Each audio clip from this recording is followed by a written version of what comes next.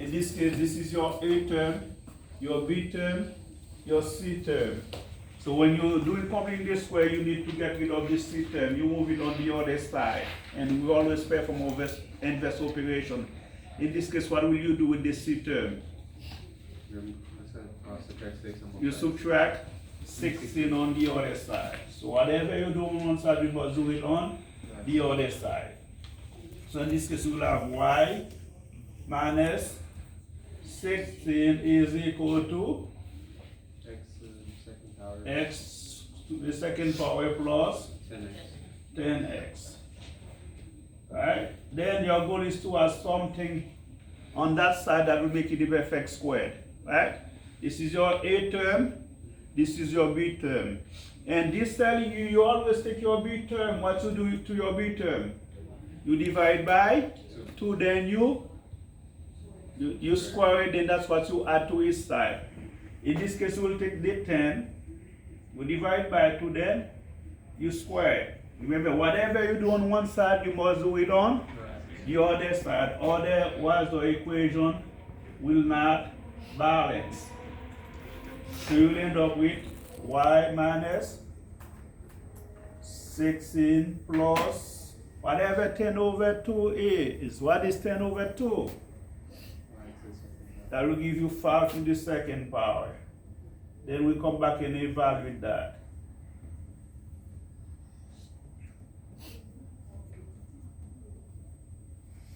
This becomes y minus 16, whatever 5 to the second power is. What is that? 25, not 5 times 2. That's what many of you are doing. It's 5 times 5, which is 25 equal x squared plus 10x plus 25. So no matter what to do, you need to keep that number because it's going to come back. This becomes a perfect square trinomial. It's something times itself. So we're going to raise it to the second power. So the question is that what goes inside the parentheses? It's your variable, which is x, and that number that was your reference, which is what? 4. Plus 5. And you simplify that side. You have y. What is minus 16 plus 25? Let's go, 9. People. What is it? 9. That will be plus 9. Now your equation is almost in vertex form. What I'm going to do here is to solve for y. Before I solve for y, I'm going to rewrite this down again as x plus 5 squared is equal to, remember we're going to solve for y-intercept. When we solve for y-intercept, when we solve for x-intercept, we let y equal to 0. Therefore, what is 0 plus 9? 9. This will become 9. So we're going to use this to find the x-intercept. Now we're going to solve for y here. How can you get y by itself? You subtract 9, then your equation is in vertex form. That's one of the things that you will have to do. Then you will have y equal x plus 5 squared minus 9. And this is your h, this is the k of your vertex. However, when you name your vertex, be careful. Whatever number inside of that, you have to take the opposite of it as your h.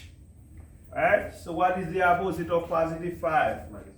Then that will be minus 5, comma, whatever that number is. And this is your vertex.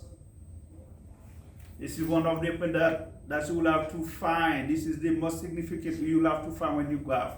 So this is one way you can find it by using completing this square by letting your equation in vertex form. So we find the vertex, now we're going to find the x-intercept. So to find the x-intercept, we are here on that side, right? Then it says what? Take the square root of each side. Then you come, you take the square root of each side, then it's going to give you your x-intercept. Then you will have x plus 5. Be careful, you are supposed to get two answers. It's plus or minus. What is square root of 9? 3. Now your goal is to solve for x. Get x by itself. What will you do? You subtract 5. Then you'll have x equal minus 5 plus or minus 3. We are supposed to get two answers out of that. The first one will be x1 is minus 5 plus 3. Whatever minus 5 plus 3 is. In this case, what is that? That will be negative 2, 0. That's one of them. And the second one will be minus 5 minus 3, which is negative 8, 0. Those are your two x-intercepts. And as you know earlier, to find your y-intercept is always whatever c was. It was 0c. In this case, what was c? What was the c term in the original equation? What is it? 16. That would be 0, comma 16. So those are the four questions you are going to find when you're graphing it.